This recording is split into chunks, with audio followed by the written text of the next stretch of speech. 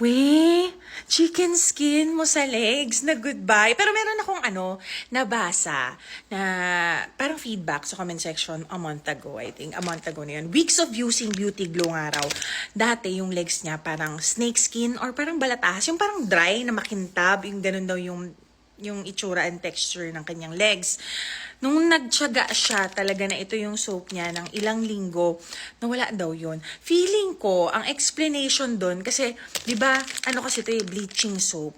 So, natatanggal talaga niya yung mga dead skin cells. Yung mga nakakapit na dyan sa skin ninyo, kaya natatakpan yung youthful na layer. Kasi, nagbara na yung mga dead skin dyan, nakaharang sila. Natanggal nung soap yung layer na dapat naman talaga tinatanggal na para ma-expose yung mas magandang skin mo. Guys, may glycerin to, collagen, niacinamide, arbutin, and glutathione. Last piece ko to. Bili ko dito yung limahan pero guys, sulit talaga, mauubos nyo siya.